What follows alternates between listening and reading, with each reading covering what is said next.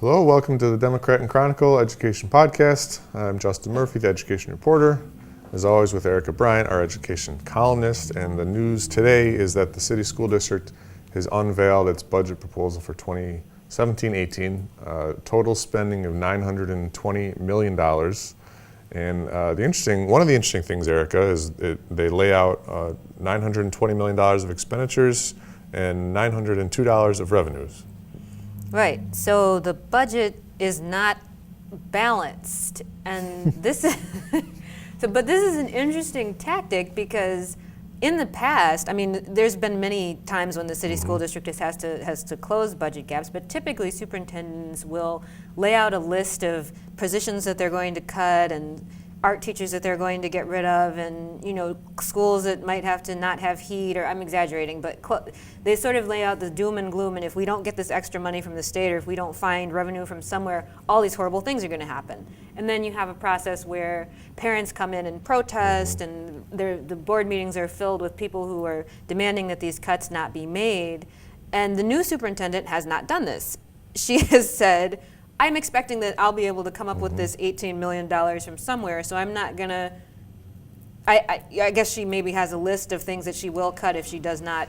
Presumably. Yeah, normally when we see the presentation, it has like a nice narrative arc. It's like, here's the problems, here's all the great stuff we're going to spend money on, here's the budget gap, and then you kind of get worried like, oh no, a big budget gap. But then they say, don't worry, we're going to find $90 million of operational efficiencies or whatever at the end of it, and it's zero, it's flat.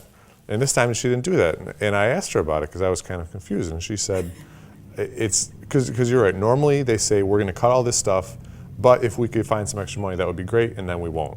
And then a bunch of teachers get laid off, and then they hire them back 2 days before school starts. Yeah. So.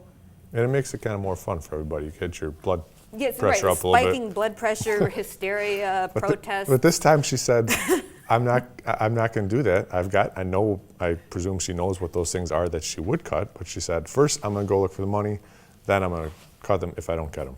So, I mean, this will be very interesting to see what ends up happening. I mean, presumably she'll, well, I'm not even going to make any assumptions about what will come. But go ahead and make some assumptions.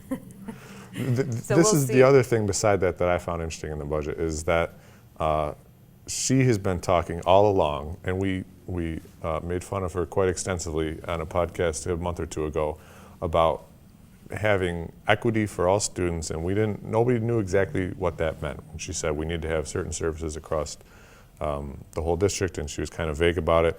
Well, now we found out what she means, and this budget adds about 145 teacher positions, reading teachers, there's social workers, there's special education teachers, a ton of stuff. And her point was, and we've reported on this a lot, is that the supplemental services that kids get, special education, kids who don't speak English, kids who are mandated to receive tutoring through federal poverty money, the district just hasn't done all that stuff. There's been stuff that kids are not getting.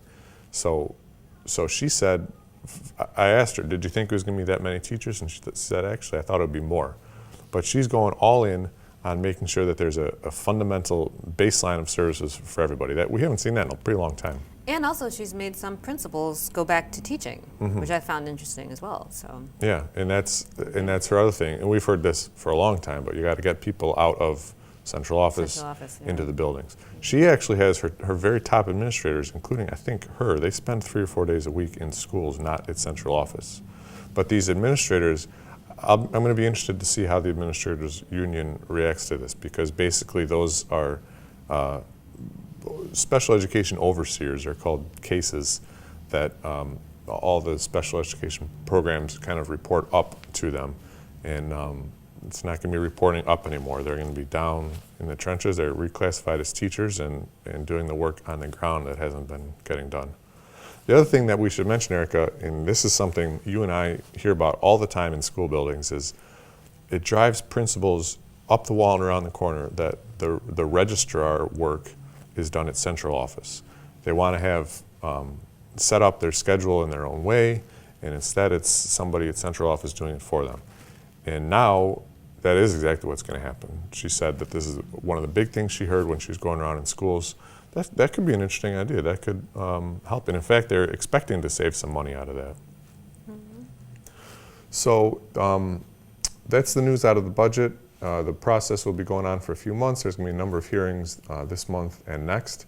$920 million overall, 145 new teachers, and a mystery $18 million hidden in there somewhere. If you have $18 million and you want to help fill the budget gap, you can go to 131 West Broad Street, and we'll follow up and see how that all ends. Erica Bryant, I'm Justin Murphy. Keep watching on Democrat and Chronicle. Thanks very much.